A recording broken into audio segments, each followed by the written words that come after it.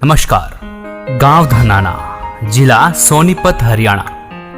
वो शुभ दिन 8 सितंबर 1951 को इस पृथ्वी पर जगत के तारणहार, जगत गुरु तत्वदर्शी संत रामपाल जी महाराज का गांव धनाना के इस पावन धरती पर अवतरण हुआ। दोस्तों, हम इस गांव धनाना की पावन धरती को पवित्र इसलिए कह रहे हैं कि गरीबदास जी महाराज जी ने अपनी अमृतमय वाणी में कहा है कि धन नगरी, धन भूमि, धन धन करणी, धन देश, धन करणी, धन कुल, धन जहां साधु परवेश। इस दास ने 17 फरवरी 1988 में परमात्मा की शरण मिली थी और उस दिन के बाद 6 वर्ष 1994 तक दास ने जेई की पद पर सर्विस की। काम करते, अपनी ड्यूटी करते करते भी हम भक्ति करते हैं। हमारा रूल यही है, काम भी करो, भगवान ना भूलो, बुराई छोड़ दो। लेकिन 1994 में परमात्मा ने आदेश दे दिए गुरु महाराज ने कि तू इस काम ने संभाल। अब गुरु की आज्ञा का अवहेलन करना भगत का काम नहीं होता। जो गुरु वचन पर डट गए कट गए फंद 84 के। भाई, जो गुरु वचन पर डट गए कट गए फंद 84 के। और उन्होंने अचानक मुझे बुलाकर पास बैठा लिया, कहने लगे आज से तू नाम दिया करेगा। और जितने भी वर्तमान संगत थी सबको कह दिया और सबको बता देना कि जो इसको गुरु नहीं मानेगा वो मेरा कुछ नहीं होगा। मेरे पसीने आ गए कि मैं तो 2 कौड़ी का जीव, एक मजदूर आदमी, और परमात्मा ये इतना बड़ी जो है ना, इतना बड़ा जिम्मेवारी का काम। और उनके पुराने पुराने भक्त निरे थे, लाल कपड़े पहन कर बाबा जी भी बन रहे थे, उनके साथ रहा करते। उनको सबको निकाल दिया था उनकी त्रुटियां देख जाकर। हमने नहीं पता था कि हो रहा है, क्या इनका मालिक का उद्देश्य है। जब वो 104-5 साल की उम्र थी उस महापुरुष की, हमारे पूज्य गुरुदेव की, और कहा मैं तेरे साथ रहूंगा। और तीसरा शब्द एक दिन कहा था कि रामपाल तेरे सब बराबर संसार में संत नहीं होगा, पूरे विश्व में तेरे बराबर संत नहीं होगा।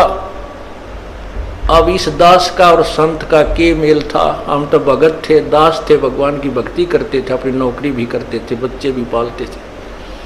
अब कहते हैं साध वचन पलटे नहीं, चाहे पलट जावा ब्रह्मंड। उनका वचन नहीं पलट सकता, उन्हें जो कह दिया सो कह दिया। तो वही ये फल गया। नहीं, हमारी तो घर के ना सुने थे शुरू में, अकेला नाम ले रहा था। बालक भी तो बालक छोटे थे, वो तो घर जैसे कहूँ था मान जाते, उनकी माँ नहीं माने, फिर मेरे माता पिता नहीं माने। अगले भाई पुरानी लाग कुकर छोड़ना, बड़े साके में पा आया। फिर परमात्मा से अर्ज करी, धीरे धीरे वो समझन लागे। ना सुनते तो भी बोले जानता बावड़े की तरह। तो धीरे क्यों कान न कैसे बंद करेंगे वहाँ बैठे हुए। तो ये ऐसा निर्मल ज्ञान है, एक बार अंदर का सुबह कैसी सिरंजा जानते काम करेगी दवाई। तो धीरे धीरे कान के माध्यम से ये दवाई भेजी जाती है। और आज देख लो, रंग ला दिया परमात्मा ने। उस परम पिता पूज्य गुरुदेव जी की शब्द शक्ति से सब काम चल रहा है। और कबीर परमेश्वर हमारे सिर पर रहते। तो परमात्मा उस दिन के बाद सन 1995 में इतने 21 साल के बाद इतने पाठ हम घर घर पाठ किया करते थे। 3 दिन पाठ करते थे और एक दिन पहले जाना पड़ता था। ये दास स्वयं सेवा करता था, घर घर जाके उनके सब जहाँ हमने पाठ करने का स्थान देखना होता था उसकी सफाई करते थे। कईयों का देख कर कमरा होता बड़ा सा, उसी में पाठ भी करना, उसी में खाना भी बनाना, उसी में खाना भी उसी में, सोना भी उसी में। तो उस ढंग से अपनी सेटिंग कर लेते, हम इतनी जगह हम पाठ कर लेंगे। तो मेरा जाना अति आवश्यक था उस समय, क्योंकि ये स्टार्ट था भक्ति का और स्टार्ट था इस 500 यज्ञ करने का। किसी को नहीं मालूम था, बच्चे थे सहयोग देने लगे। और धीरे धीरे फिर वो क्या हुआ कि इतने पाठ हो गए कि मुझे नौकरी, पहले तो क्या करता था, शुक्रवार को पाठ प्रारंभ किया। शुक्र ड्यूटी करके सामने चले जाते बृहस्पतिवार को, शुक्रवार को रात में तैयारी करते, शुक्रवार को शनिवार को अब पाठ प्रारंभ करके अपनी नौकरी पर चला जाता। फिर शाम ना आ लेता, शनिवार इतवार की छुट्टी हो जाती। काम चल रहा था, वो हफ्ते में हुए। फिर होने लगे डेली अब अफसर भी दुखी और मैं भी दुखी। तो फिर उस दिन रिजाइन कर दिया परमात्मा के नाम पर। 18 साल की नौकरी होगी थी मेरी। हालांकि कुछ और भी हमारे साथी कह रहे थे भाई अभी 2 साल और डट जाओ, आपकी पेंशन बन जाएगी। वाह भैया, पेंशन तो करा कितनी बार होगी। जो पेंशन ई बनेगी ना, या कद्दे नहीं बनी थी, या असंख्य जन्मों की पेंशन बन जाएगी। तो वो तो इस बात को नहीं समझे थे, उन्होंने तो मुझे मूर्ख ही समझा। और दास की सौभाग्य था कि मुझे नौकरी या मजदूरी मिल गई भगवान की और उसकी पुण्यात्माओं को दलदल से निकालने की। कहते आत्म प्राण उद्धार ही ऐसा धर्म नहीं और। धर्म तो और भी है, दान करते हैं, भूखों को भोजन देते हैं, ऐसा है कि सहाय करते हैं, लेकिन जो आत्म प्राण उद्धारी ऐसा धर्म नहीं और। धर्म तो ये भी है जो गौशाला बना रखी है। धर्म वो भी है जो चिड़िया ऊपर चुग्गा डाल देते हो पशु पक्षियों को। वो भी विकलांगों के जो ऑपरेशन वगैरह कराए जा रहे हैं वो भी धर्म है। अनाथ आश्रम है वो भी धर्म है। लेकिन जो आज गऊ हैं उनकी सेवा कर रहे हैं, अच्छी है, क्योंकि कोई भी प्राणी है, चाहे भैंस है, पशु है, कोई किसी प्रकार का, सबकी सेवा हमने इसी दृष्टिकोण से करनी चाहिए, क्योंकि सब में एक जैसा जीव, वो भी धर्म है। लेकिन अब तो वो आज वो गाय है, आज कोई भैंस है, और जन्म होने के बाद फिर वो सूअर की जूनी में जा सकती है। उस बीमारी तो कौन छुटावेगा उसको। तो ये ज्ञान, ये भक्ति, ये आत्मा इस जीव को उद्धार करेगी। वो फिर 84 लाख योनियों में नहीं जाएगा, या तो मनुष्य शरीर होगा, नहीं सतलोक चला जाएगा। तो कहते हैं आत्म प्राण उद्धारी ऐसा धर्म नहीं और। तो इस दास को ये आत्म प्राण यानी जीव आत्मा के उद्धार की मजदूरी मिल गई और सहर्ष शुक्र मनाता हूं प्रभु, आपने कैसे दया करी 2 कोटि के जीव पर। और ऐसे निर्मल भगवान की महिमा, ओए होए होए, जिसके नाम लेते हैं रूंग रूंग खड़े हो जाते हैं। उसके बाद परमात्मा की ऐसी महिमा हुई, अब मुझे इतनी खुशी होती है। कैसा निर्मल समाज तैयार हो रहा है। बीड़ी, शराब, मांस, तम्बाकू, उसको देखकर भी राजी नहीं है। अब ये पुण्यात्मा दोनों हाथों दान करते हैं और हम पहले लूटन पर लगे रहा करते थे,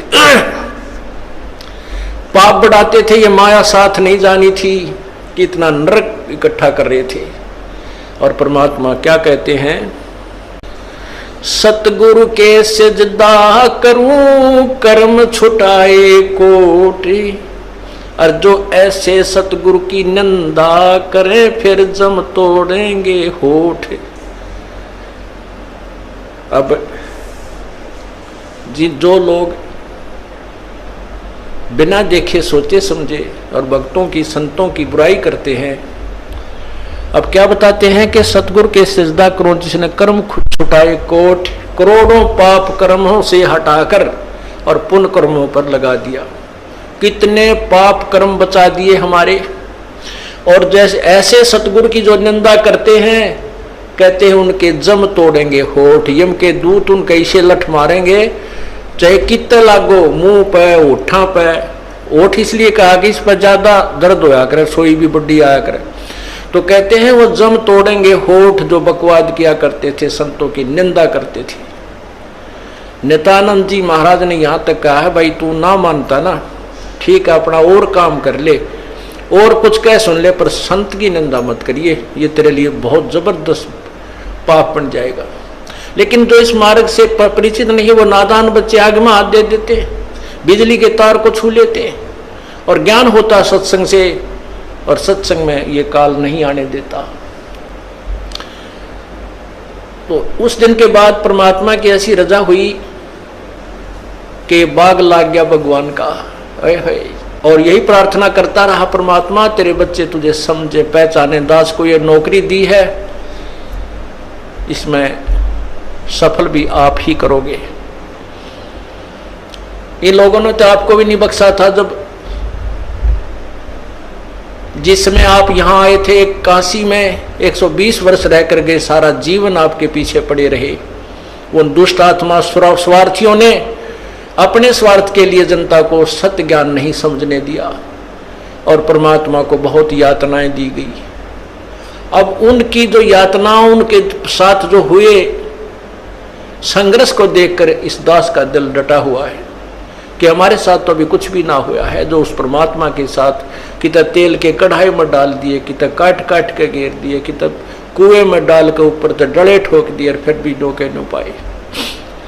वो तो समर्थ थे और जनता कुछ नहीं बिगाड़ सकी और ना ही उनको समझ सकी।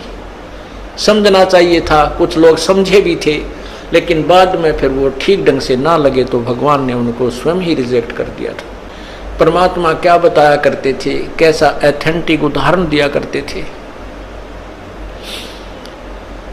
अपने आत्माओं क्या बताते हैं, भाई सिर साटे की भक्ति है और कछो नहीं बात, सिर के साटे पाई यो अवगत अलख अनाथ। अब शीश कैसे देना है, शीश ये नहीं भाई काट के सिर चढ़ा दे भगवान के चरणों में, ऐसे नहीं। जैसे आपको परसों के सत्संग में सुना था कि गुरुदेव को समर्पण कर दिया जाए। समर्पण का अर्थ यह है कि जो आज्ञा दे वही की जाए, चाहे वो बुरा लग रहा है चाहे अच्छा लग रहा है, उसमें हमारा हित है, अति हित होता है। और संत क्या कहते हैं, भाई बीड़ी शराब मांस तम्बाकू ये मत पीना। संत कहते हैं चोरी जारी नहीं करना, डाके ना डालना, किसी की जेब ना काटना, ये महापाप है तेरे लिए। अपना करके खाना बेटा, भगवान भजना, इससे तेरा कल्याण होगा।